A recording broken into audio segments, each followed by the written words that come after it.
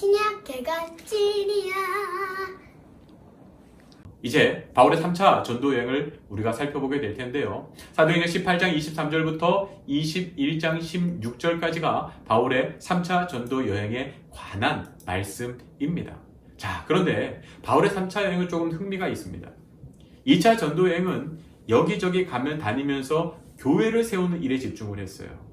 그런데 떠나오고 보니까 이 교회들이 건강하게 서는 것이 아니라 또 문제가 생기는 거예요. 그래서 바울의 3차 전도 여행은 어디에 초점을 맞추냐 하면 사람을 세우는 것에 초점을 맞춥니다. 무슨 말인가 하면 2차 전도 여행 때는 교회들을 돌아다니면서 교회들의 문제를 해결해주고 복음을 전하고 교회를 굳건히 세우려고 했는데 시간이 지나고 보니까 결국 중요한 게 교회를 이끌어갈 영적 지도자, 리더십을 세워야 한다는 것을 깨달은 것이죠. 그래서 3차 전도 여행의 가장 핵심은 무엇인가 하면요. 이제 바울이 에베소라고 하는 곳에 두란노 소원에서 2년 동안 날마다 말씀을 가르치면서 제자를 키운 사건입니다. 3차 여행의 가장 중요한 핵심이 사람을 키우는 일에 있었다는 것을 기억하면서 저희들이 바울의 3차 전도 여행을 살펴보도록 하겠습니다. 자, 2차 전도 여행에서 돌아왔던 바울은요, 바로 3차 전도 여행을 떠나게 됩니다. 사도행전 18장 23절에서 얼마 있다가 떠나라고 기록하고 있죠. 그럼 어디로 떠났는가? 갈라디아와 부르기아 땅을 차례로 다니며 모든 제자를 굳건하게 하니라. 바울이라고 하는 사람은 그 영혼에 대한 정말 애끓는 사랑이 있었던 사람이에요. 그래서 그들을 찾아가지 않고는 견딜 수가 없었던 거죠. 갈라디아와 부르기아 땅을 차례로 다니며 제자들을 굳건하게 합니다. 그리고 이동한 곳이 어디냐면 바로 에베소입니다. 자, 이 에베소에서 맨 처음 어떤 사건이 있었냐 하면요.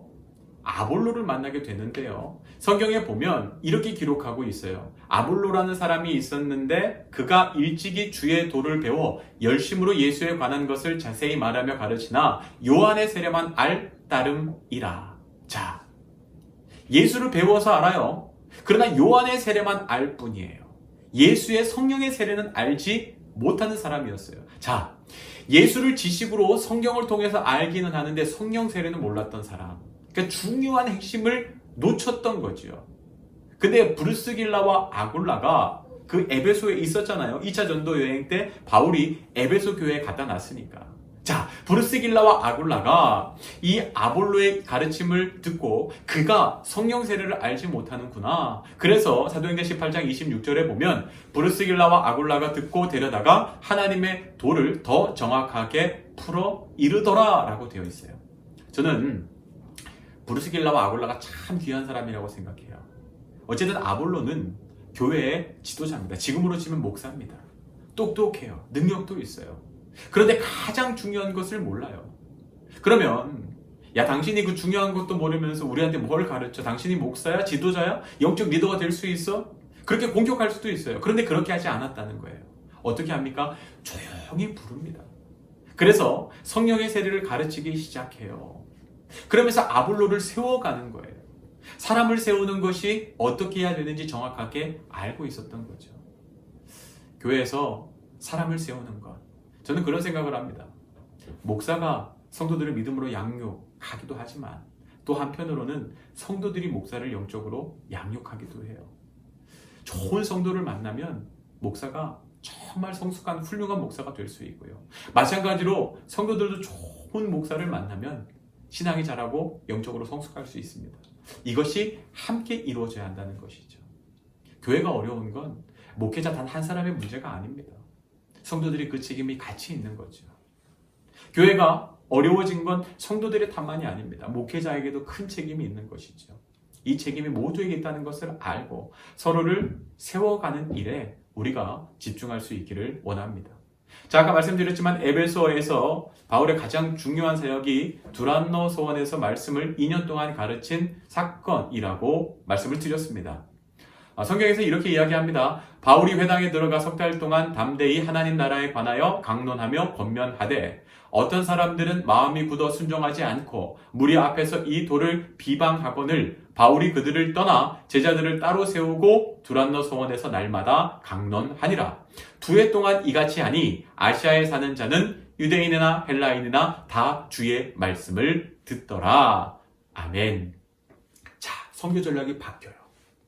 돌아다니면서 교회를 세우다가 이제는 사람들 다 에베소로 두란노 소원으로 오게 한 거예요.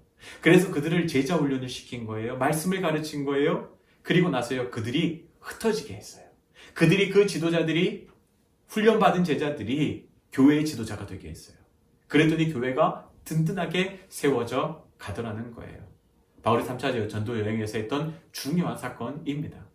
자, 그리고 나서 바울이 에베소에서 또 어떤 일들을 합니까? 하나님께서 바울의 손으로 놀라운 능력을 행하게 하시는데 바울이 얼마나 놀라운 이적과 기적을 행하는지 심지어 바울의 손수건이나 앞치마만 얹어도 병이 낫고 귀신이 떠나가는 사건이 일어나게 되더라는 거예요. 얼마나 놀라운 일입니까? 그래서요, 심지어는 어떤 일이 일어났냐 하면 유대 한 제사장이었던 스게와의 7 아들이 있었는데 그들이 바울을 보고 자기도 주 예수의 이름으로 마귀를 쫓아내려고 하는 거예요. 바울이 어떻게 했지? 예수 그리스도의 이름으로 명하노니 마귀야 나가라. 뭐 이런 식으로 똑같이 말하는 거예요. 근데 여러분, 마귀가 진짜와 가짜를 분별해요. 영적 존재잖아요. 그래서 그 스게와의 7 아들에게 뭐라고 이해했다고요?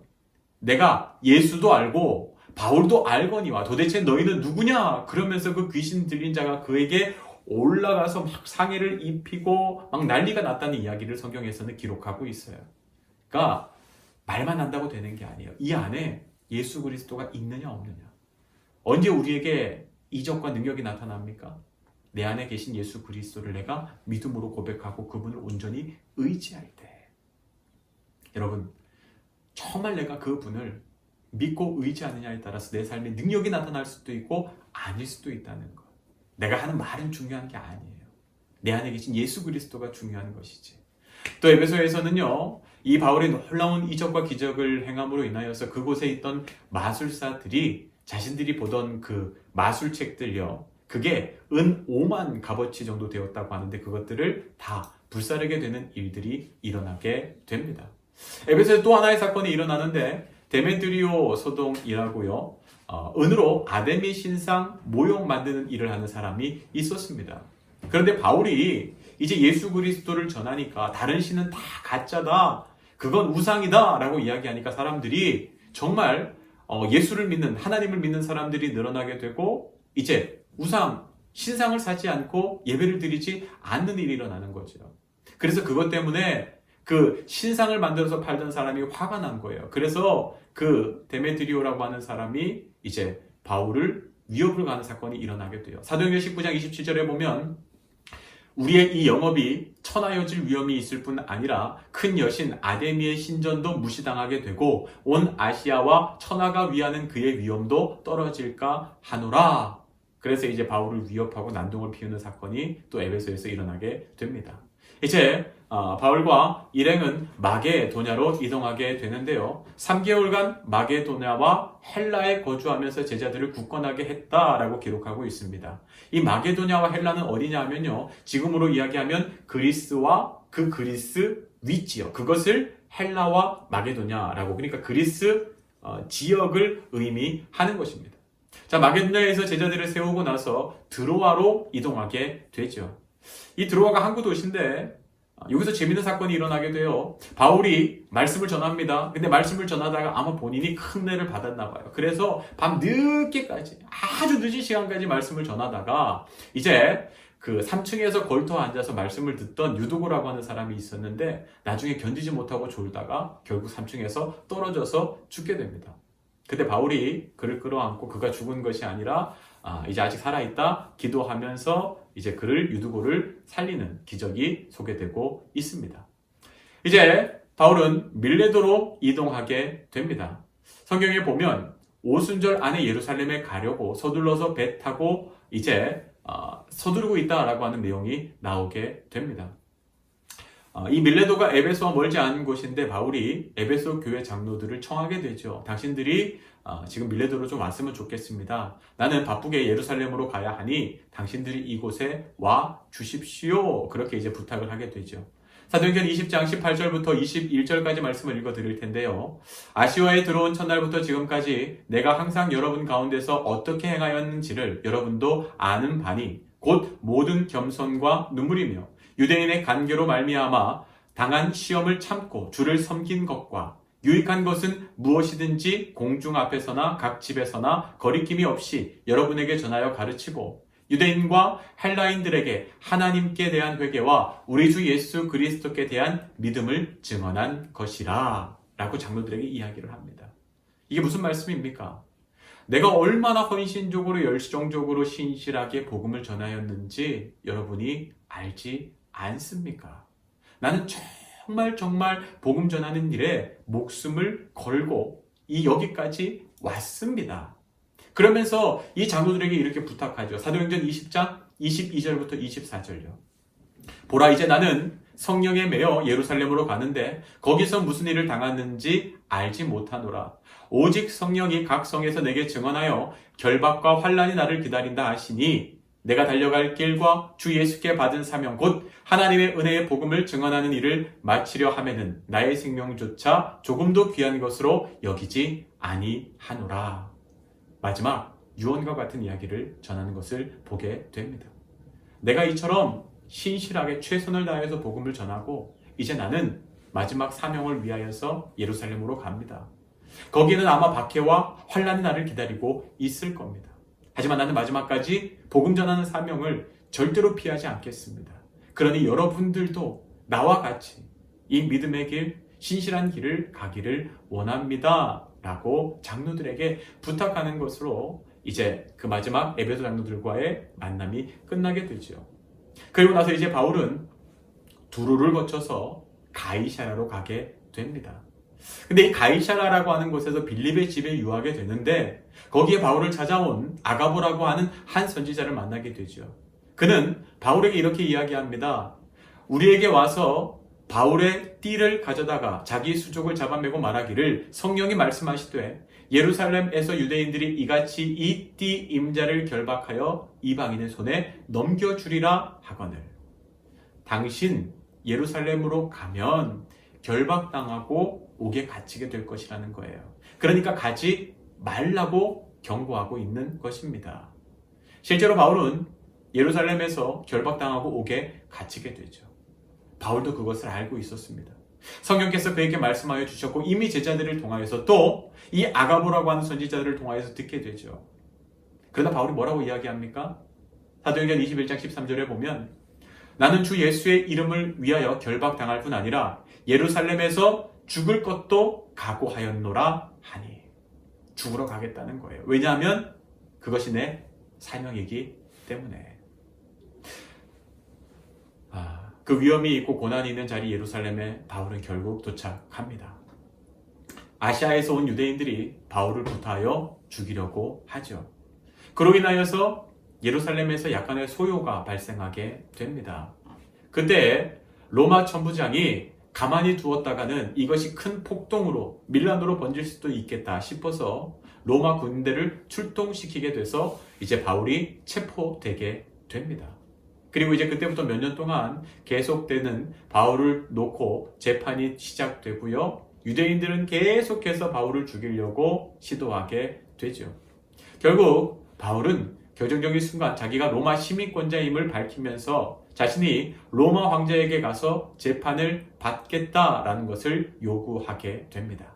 그로 인하여서 바울의 로마로의 여정이 시작되게 되죠. 그 내용이 사도행전 27장부터 마지막까지 등장하게 됩니다. 자, 27장 1절에서 백부장 율리오의 호송하에 바울은 로마로 출발하게 됩니다. 루기아라고 하는 그 무라라고 하는 곳에서 이제 바울이 이제 배를 갈아타게 돼요. 알렉산드리아의 배로 갈아타게 되고 이제 그라데 섬의 미양이라는 곳에 도착하게 됩니다. 자, 그러나 그 당시는 이 바다의 컨디션이 그렇게 좋지 않은 때였습니다. 그 유라굴로라고 하는 광풍이 있는데요. 그 광풍이 많이 불게 되는 아주 위험한 때였습니다. 그래서 바울은 지금 항해하지 않는 것이 맞다라고 그렇게 권하게 되죠. 그러나 배의 선장은 바울의 말을 듣지 않습니다. 한낱 죄수의 말을 들을 이유가 없었던 것이죠. 선주가 빨리 가기를 원했기 때문에 무리한 출항을 하게 됩니다. 그로 인하여서 어떤 일이 일어나게 되는가? 정말 바울의 말처럼 항해 도중 유라굴라 광풍을 만나게 되고요. 배의 모든 것을 버리고 이제 표류하게 되는 일들이 일어나게 되죠. 모든 사람들이 두려움 가운데 절망하고 낙심하고 있을 때 바울이 사람들을 안심시키기 시작합니다. 그 내용이 사도행전 27장 22절부터 26절까지 나오는데요. 제가 읽어드리겠습니다. 이제는 안심하라. 너희 중 아무도 생명에는 아무런 손상이 없겠고 오직 배뿐이리라. 내가 속한 바 곧 내가 섬기는 하나님의 사자가 어젯밤에 내 곁에 서서 말하되 바울아 두려워하지 말라. 내가 가이사 앞에 서야 하겠고 또 하나님께서 너와 함께 항해하는 자를 다 내게 주셨다 하였으니 그러므로 여러분이여 안심하라. 나는 내게 말씀하신 그대로 되리라고 하나님을 믿노라. 그런즉 우리가 반드시 한 섬에 걸리리라 하더라. 바울이 하나님에게 주신 말씀을 가지고 선포하는 것이죠. 그리고 실제로요, 이 배는 멜리데라고 하는 섬에 도착하게 됩니다. 그리고 이제 그 섬에 무사히 모든 배에 탔던 사람들이 정박하게 되죠. 도착하게 되죠. 근데 거기에서 바울이 이제 불을 지피다가 독사에게 물리게 됩니다. 사람들이 바울을 주목합니다. 이제 죽게 되었구나. 그런데 바울에게 아무런 이상이 없는 거예요. 그걸 보고 멜리데 섬의 원주민들이 바울을 신이라고 막 죽여 세우는 일이 일어나게 돼요. 자, 그들을 진정시키고 이제 바울이 그 섬에서 어떤 일을 하냐 하면요. 그 섬의 추장이었던 보블리오의 부친이 이제 열병과 이질로 고통스러워하는 것을 보게 됩니다. 그래서 바울이 그 부친에게 기도하고 안수하여 주었을 때 그 병이 깨끗하게 고치게 되죠. 그로 인하여서 멜리데 섬의 원주민들이 예수를 믿고 극진한 대접을 받게 되는 일들이 일어나게 됩니다. 그리고 결국 이 우여곡절을 겪은 후에 바울은 로마에 도착하게 됩니다. 자, 이제 바울은 로마에서 황제의 재판을 기다리게 되는데 2년여 동안 가택연금을 당하게 됩니다. 오는 사람들을 다 방문하고 집 안에서에는 자율은 허락되되 밖으로 외출을 할 수 없는 그런 상황 가운데 놓이게 되는 것이죠. 그러나 바울은 그곳에서 로마에 있는 사람들에게 복음 전하는 일을 게을리하지 않습니다. 사도행전 28장 30절부터 31절에서는 이렇게 기록합니다. 바울이 온 이태를 자기 셋집에 머물면서 자기에게 오는 사람을 다 영접하고 하나님의 나라를 전파하며 주 예수 그리스도에 관한 모든 것을 담대하게 거침없이 가르치더라. 결국 이렇게 마지막까지 복음을 전하는 것으로 사도행전은 끝나게 됩니다. 사도행전 28장까지 우리가 살펴보았는데요. 사도행전은 성령행전이라고 이야기를 합니다. 성령께서 이끌어 가시는 복음의 역사. 그 복음의 역사가 예루살렘부터 온 유다와 사마리아와 땅끝까지 이르러 전하게 되는 이야기. 그러나 로마에서 복음 전도는 마쳐지게 되죠. 그리고 사도행전은 우리에게 이야기합니다. 땅끝까지 복음을 전하는 그 사명은 우리에게 그대로 이어져 왔다고. 우리가 사도행전 29장을 써 내려가는 주인공이 되어야 한다고 말입니다. 사도행전 28장까지 우리가 쭉 읽으면서 사도행전이 끝났다가 아니라 내 삶에서 사도행전이 계속되어야 한다라고 고백하며 이제 다시금 사명을 향해서 세상 가운데 나아갈 수 있는 저 여러분이 되기를 원합니다. 신약 대간 오늘은 로마서에 대해서 함께 살펴볼 텐데요. 이 로마서는 아주 성경에서 중요한 성경으로 저희들이 잘 알고 있습니다. 어떤 학자들은 성경이 반지라면 그 반지의 보석이 로마서다라고 이야기를 합니다. 종교개혁자 루터는 나는 로마서를 통해서 천국에 이르는 문을 통과했다고 느꼈다라고 고백했고요. 또한 종교개혁자 칼빈은 로마서는 성경 속에 깊숙이 숨겨져 있는 보화를 찾게 해주는 입구이다라고 이야기하기도 했습니다. 어거스틴은요, 로마서를 펼치면서 모든 의심은 그림자처럼 흩어졌다라고 그렇게 고백하기도 했고요. 유명한 이제 이 시대의 영성가인 존 스토트 목사님은 로마서는 피상적 복음주의로부터 나를 구해 주었다. 우리를 구하는 길잡이가 바로 로마서다라고 이야기했을 정도입니다. 이처럼 로마서가 오늘날 교회와 기독교에 있어서 지대한 영향을 끼쳤는데요. 여러분이 로마서가 16세기 루터가 시작했던 종교 개혁의 단초 효과를 제공했다는 사실을 우리가 기억해야 합니다. 이 루터의 회심에 대해서 먼저 살펴보면 루터는 늘 이 자신의 죄의 문제를 가지고 고민했던 사람입니다. 내가 이 죄사함의 문제를, 그러니까 죄사함을 받기 위해서 내가 무엇을 해야 하는가? 가톨릭에서는 자신의 죄사함의 문제를 해결하기 위해서 여러 가지 방법들에 대해서 이야기를 했습니다. 고행을 한다거나 또 열심히 경건 생활을 한다거나 헌금을 한다거나 혹은 성물을, 거룩한 물건들, 그러니까 모세의 지팡이, 엘리야의 옷자락, 예수님이 입었던 삼배 베옷, 이런 것들을 만지는 것으로 그들이 공적을 쌓게 되고 그것으로 인하여서 구원에 이르게 된다라고 가르쳤죠.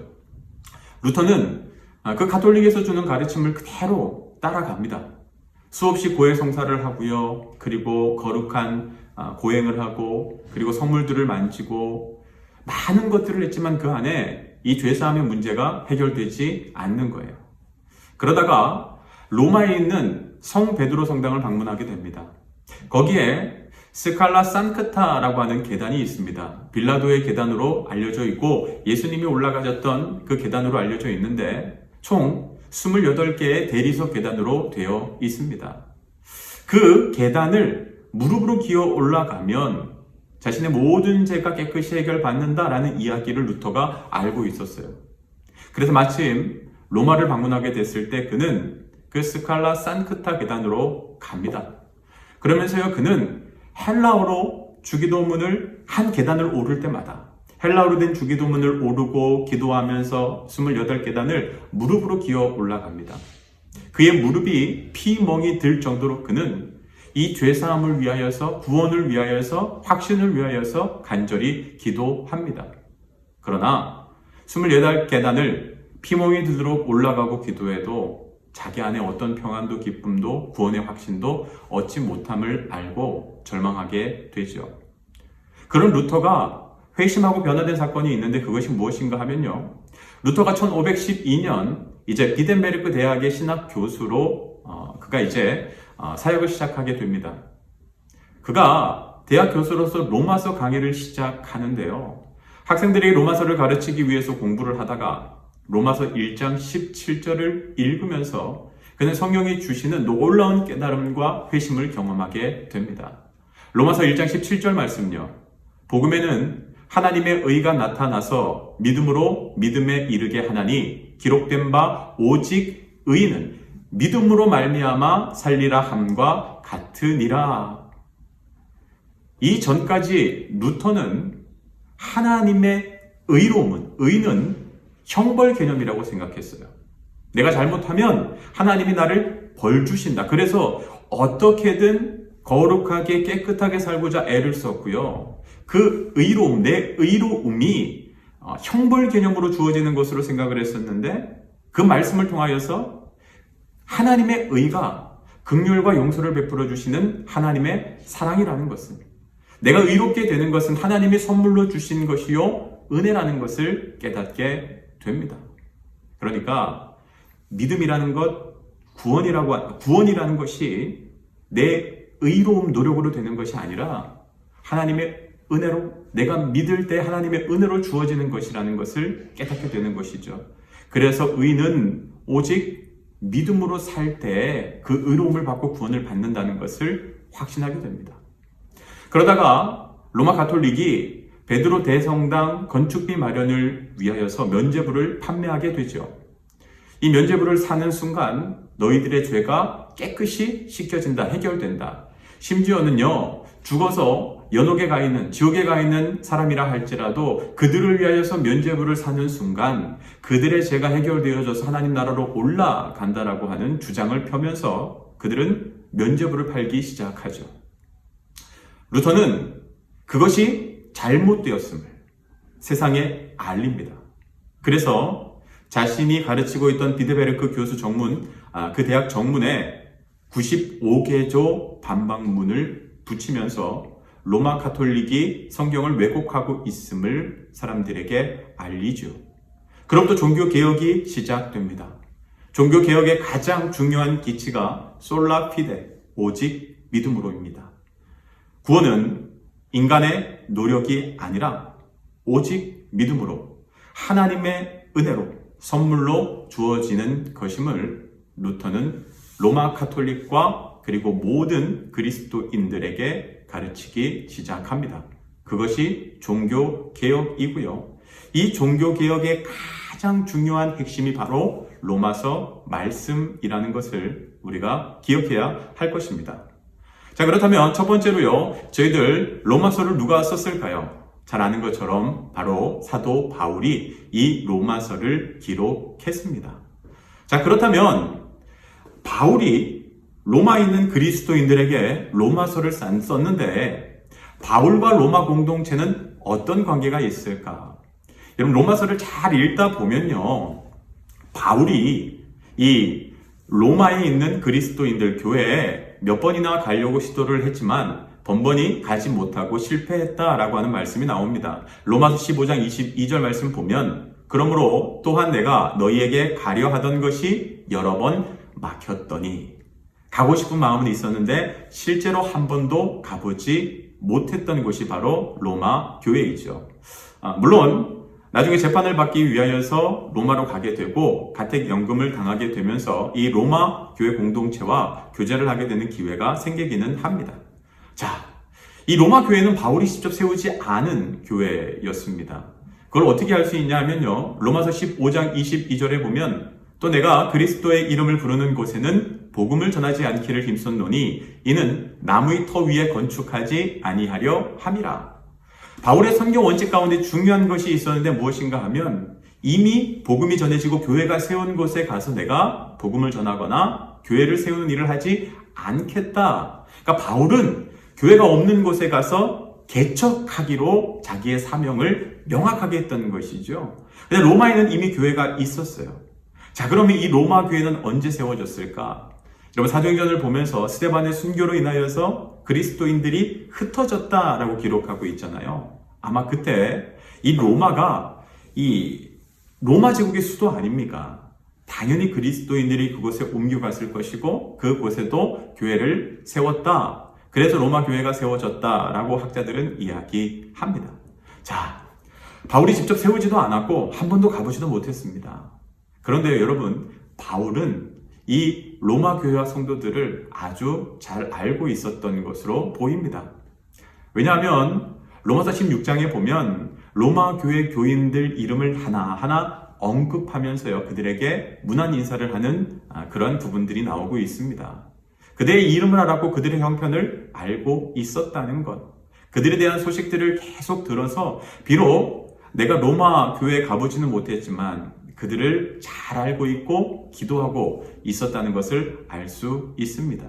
또 로마서 1장 8절에 보면 너희 모든 사람에 관하여 내 하나님께 감사함은 너희 믿음이 온 세상에 전파됨이로다. 그러니까 성도 한 사람 한 사람을 알았을 뿐만이 아니라 로마 교회에, 로마에 있는 그리스도인들의 아름다운 믿음의 소문에 대해서도 잘 알고 있었다. 직접 세우지 않고 가보진 않았지만 로마 교회와 아주 친밀한 관계를 유지하고 잘 알고 있었던 것을 우리가 발견할 수 있습니다. 자, 그렇다면요, 이 로마서가 쓰여진 배경에 대해서 우리가 함께 살펴보도록 하겠습니다. 사도 바울이 로마서를 썼는데 언제 썼을까? 학자들은 바울이 3차 전도 여행의 끝 무렵에 이 로마서를 기록했다라고 그렇게 이야기를 합니다. 아마도 고린도와 아덴에 머물 때요. 그러니까 에베소로 넘어오기 전입니다. 이제 3차 여행의 막바지에 이르러서 이 로마서를 썼을 것이라고 학자들이 이야기를 하죠. 그래서 주후 57년에서 58년경에 바울이 로마서를 기록했다라고 우리가 보면 되겠습니다. 그때 바울이 했던 중요한 사역이 하나 있는데요. 여러분, 예루살렘에 흉년이 들어 있었어요. 그래서 예루살렘에 있는 그리스도인들이 아주 어려움을 겪고 있었거든요. 그래서 바울이 어떤 사역을 하고 있었냐 하면 그 예루살렘 성도들을 돕기 위하여서 헌금을 모으고 있었어요. 그들이 식량을 사고 그 어려운 생활을 좀 이겨낼 수 있도록 이제 그가 선교지마다 다니면서 그들에게 헌금을 모으는 사역을 하고 있었는데, 아마 로마서를 기록할 당시에는 예루살렘의 가난한 이들을 위하여서 모금 사역을 하고 있었다. 바울의 그 로마서를 기록했던 배경에 대해서 우리가 이 정도 기억하면 로마서를 읽는 데 도움이 될 것 같습니다. 자, 그렇다면 로마서를 통해서 로마 교회 안에 있던 그리스도인들은 도대체 어떤 사람이었을까? 그 구성원에 대해서 저희가 살펴보기를 원하는데요. 이 로마 교회 안에는 다수의 이방인 그리스도인들이 있었고요. 그에 비해서 소수의 유대인 그리스도인들이 있었다는 것을 우리가 알 수 있습니다. 왜 유대인 그리스도인들이 이처럼 소수였는가? 여러분, 글라우디오 황제가 이 로마를 다스리면서요, 폭동이 일어나게 되는데, 이 폭동의 주동자로 유대인 그리스도인들을 주목하게 됩니다. 그래서 로마, 그 수도 로마 안에 그리스도인들, 유대인들을 다 추방시켜버리죠. 그래서 로마 안에는 유대인들이 한 명도 남지 않게 돼요. 그러다가 네로가 황제로 즉위하게 되면서 네로의 아내가 이 기독교인으로 신앙이 아주 좋았던 분으로 알고 있습니다. 그러면서 유대인 그리스도인들이 다시 로마로 들어오게 되죠. 그러니까 이 다수의 이방인 그리스도인들은 그 자리에 계속 있었던 거고요. 글라우디오 칙령 때문에 우리 유대인 그리스도인들은 소수만이 있었던 상황이다. 그렇게 이해를 하면 되겠습니다. 그렇다면 우리가 다섯 번째로 로마서의 주제에 대해서 살펴볼 텐데요. 로마서의 가장 중요한 주제. 구원은 어떻게 받는다? 믿음으로 받는다. 이것이 바로 종교개혁의 가장 중요한 핵심 슬로건이고 기치이죠. 그때까지 가톨릭은 인간의 공로와 행위로 구원을 받는다라고 사람들에게 가르쳤는데 아니라는 거예요. 이 로마서의 말씀을 가지고 루터가 오직 의는 믿음으로 살리라. 믿음으로 구원받는 것이다. 이처럼 이걸 이신칭의라고 이야기를 합니다. 나의 행위로 구원받는 것이 아니라 믿음으로 구원받는다라고 하는 이 이신칭의가 로마서의 가장 핵심 주제라고 할 수 있겠습니다. 자, 로마서 1장 16절부터 17절이 바로 이제 루터가 회심하게 되는 결정적인 단초를 제공했던 성경인데요. 다시 한번 읽어보도록 하겠습니다. 내가 복음을 부끄러워하지 아니하노니 이 복음은 모든 믿는 자에게 구원을 주시는 하나님의 능력이 됨이라. 먼저는 유대인에게요, 그리고 헬라인에게로다. 복음에는 하나님의 의가 나타나서 믿음으로 믿음에 이르게 하나니 기록된 바 오직 의인은 믿음으로 말미암아 살리라 함과 같으니라. 오직 의인은 믿음으로 말미암아 산다. 오직 믿음으로 구원받는다.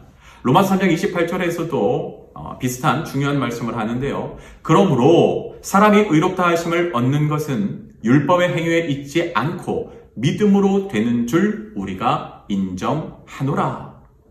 이 하나님의 의요, 내 노력과 행위가 아니라 하나님께서 선물로 은혜로 의롭게 해주시는, 우리의 믿음을 보고 의롭게 해주시는 이 의라는 단어가 로마서에만 무려 40번 등장합니다. 이 하나님의 의를 가지고요, 로마서 전체를 읽을 수가 있어요. 1장부터 3장까지는 왜 우리에게 하나님의 의가 필요한지에 대해서 우리에게 설명하고 있고요.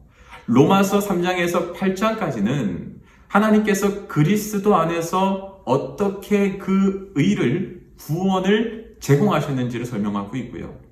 9장부터 11장까지는 근데 이스라엘이, 유대인들이 그 하나님의 의를 어떻게 거부하고 불순종했는지를 다루고 있고, 12장부터 16장까지는 그렇다면 우리들이, 그 구원을 받은 우리들이 우리의 삶에서 어떻게 그 의를 실천하며 살아가야 하는지에 대해서 설명하고 있습니다.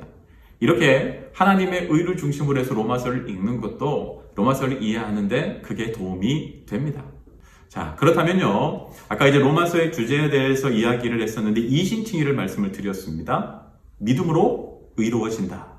믿음으로 구원받는다. 자, 그런데 로마서에는 단순히 의로워지고 구원받는 문제만 다루는 것이 아니라 그렇게 의롭다 칭함을 받은 우리가 어떻게 살아야 하는가, 거룩한 삶, 성화를 이루어야 함에 대해서도 가르치고 있습니다. 12장 1절이 이 후반부, 그러니까 성화로 넘어가는 그리스도인의 삶에 대한 첫 부분인데요.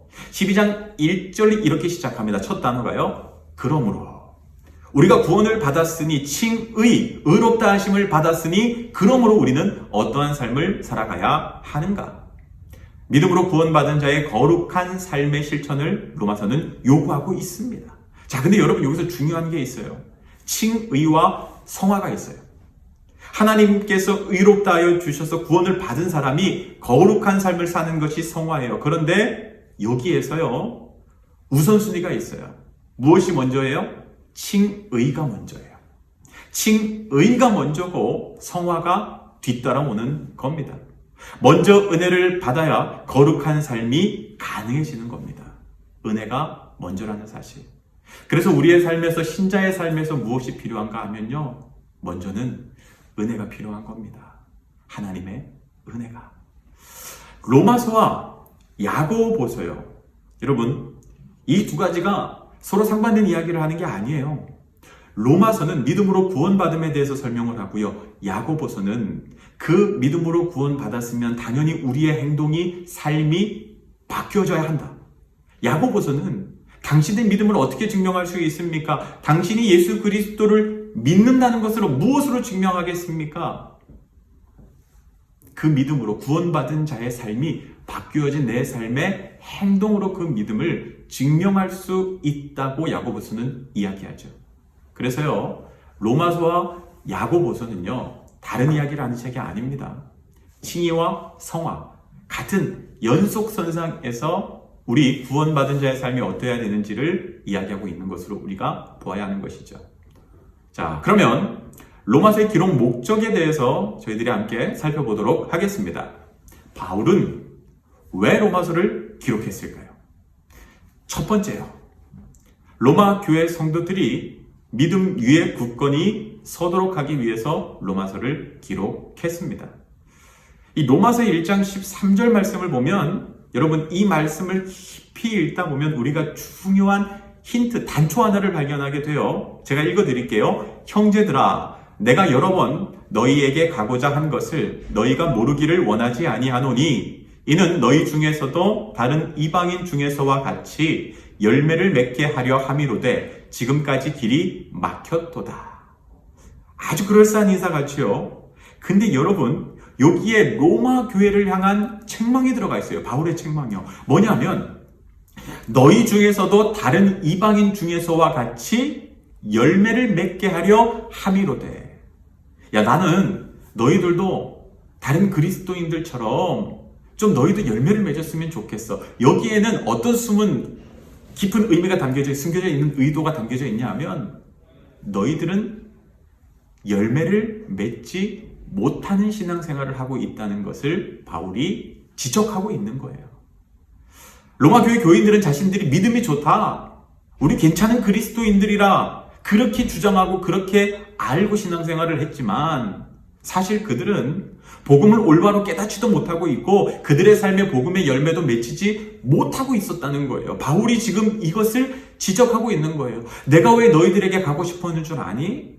너희 삶에 열매가 없어서 내가 너희들 가르쳐서 열매 좀 맺게 하려고 내가 너희한테 가려고 했는데 번번이 가지 못하고 실패했던 거야. 가지 못했던 거야. 아주 뼈아픈 일침을 날리고 있는 거죠. 그들은 자신의 믿음에 대해서, 신앙생활에 대해서 어떤 자신감 같은 게 있었어요. 그것은 잘못된 교만이었다는 것이죠. 자신들의 의로움을 자랑하는 로마 교인들, 그 가운데는 유대인 그리스도인도 있었고 헬라인 그리스도인도 있었습니다. 그러나 그 누구도 하나님 앞에 자랑할 것이 없는, 하나님의 사랑에 빚진 자일 뿐임을 바울은 이야기하고 있죠. 로마서 3장부터 8장의 내용이 바로 이 내용을 다루고 있습니다. 바울은 그들에게 우리가 구원받은 자로 열매 맺는 자의 삶을 살아야 하는데 그 열매를 어떻게 맺을 수 있는가, 무엇을 해야 하는가에 대해서 가르치고 있는 거예요. 그래서 로마서 12장부터 13장에 가면 너희를 박해하는 자를 사랑하라. 너희가 원수처럼 생각하는 자를 사랑하라. 지금 너희가 원수처럼 생각하는 로마의 관원들에 대해서도 너희가 예수님께 받았던 그 사랑의 빛을 갚으며 사랑하며 살아라 라고 명령하고 있는 것이죠. 또 하나 너희들의 삶에 누구에게 열매가 맺혀야 되는가? 그 당시 다수의 헬라인, 이방인 그리스도인들에게 몇몇 안 되는 그 소수의 유대인 그리스도인들을 사랑해라. 그들은 음식을 가려먹고 절기를 지키려고 하는 유대 그리스도인들을 멸시하고 비난했는데 그러지 말아라. 그들을 사랑함으로 너희들의 삶에 그 성령의 열매들이, 복음의 열매들이 맺혀지는 것이다. 사랑하라. 그것이 바로 로마서 14장, 15장 이어지는 바울의 권면입니다.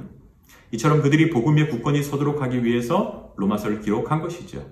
자, 두 번째요. 로마서를 기록한 이유가 또 있습니다.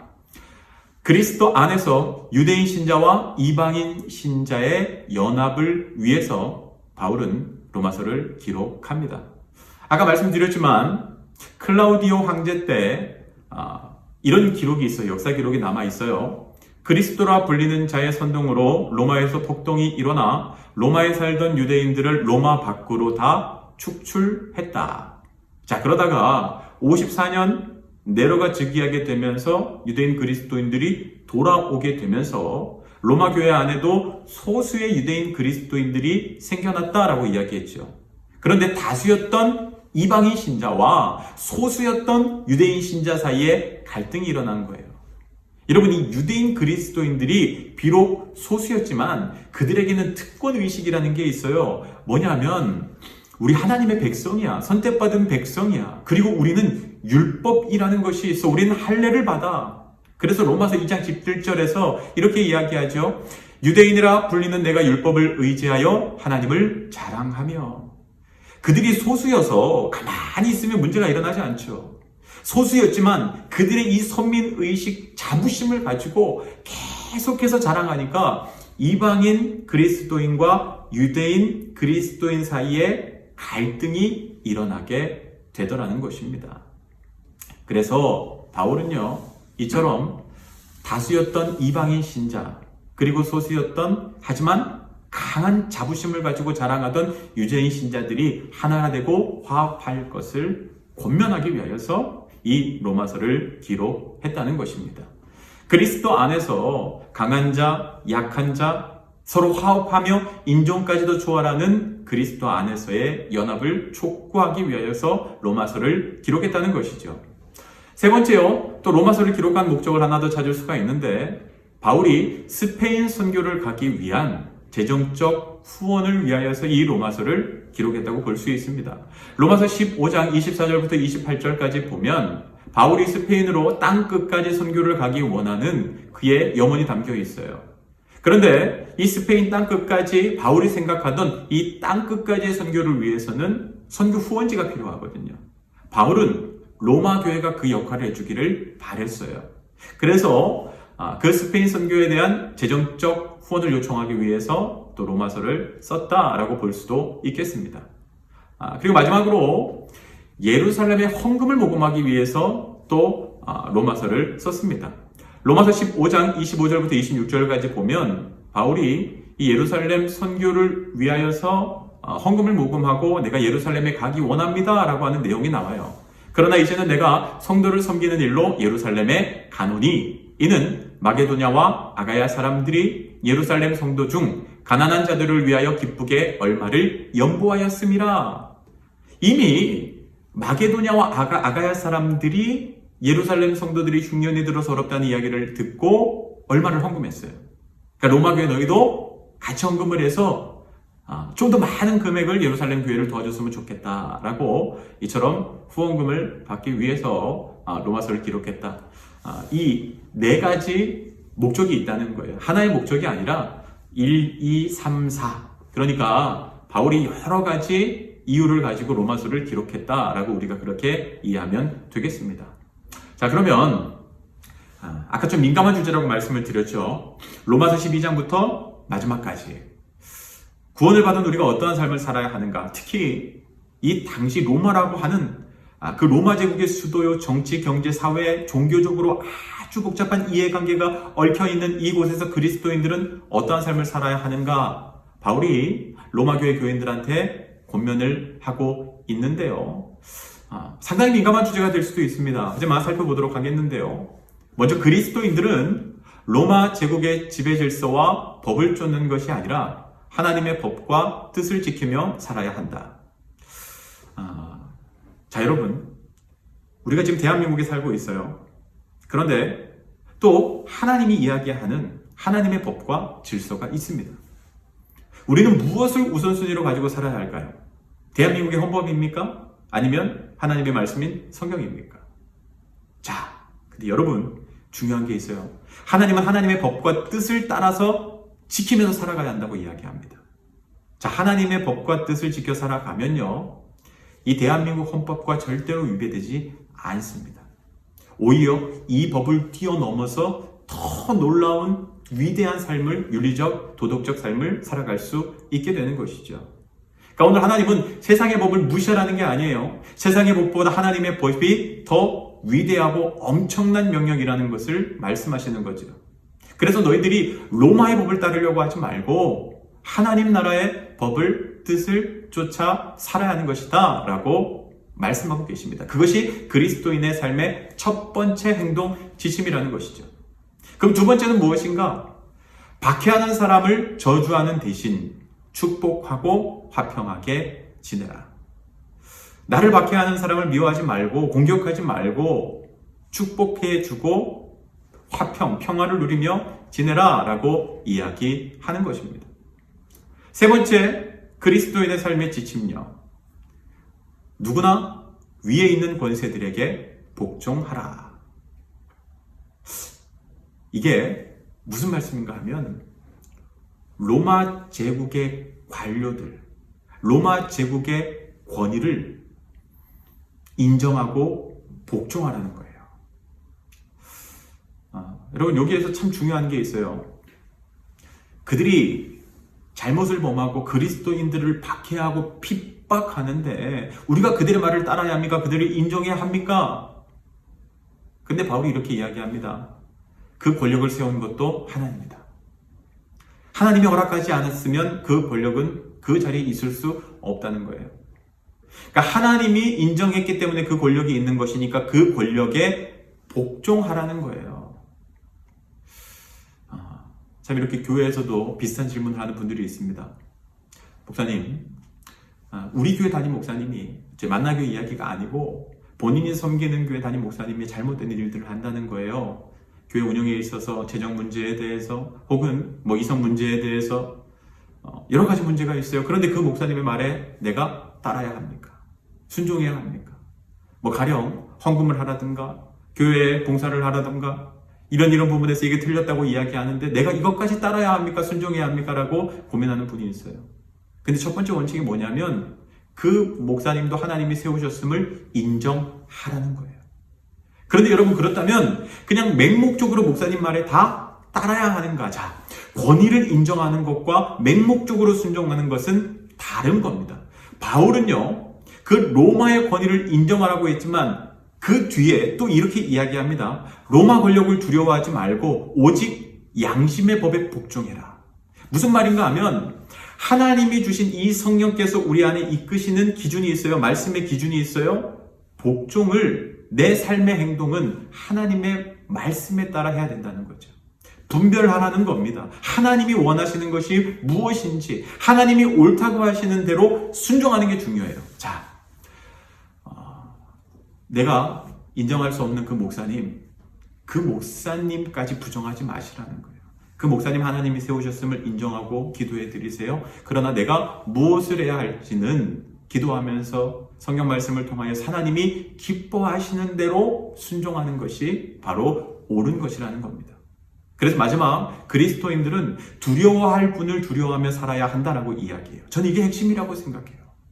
하나님을 두려워하면서 살아야 돼요. 그래서 하나님이 원하시는 대로 우리가 우리의 삶을 결정해야 되는 것이죠.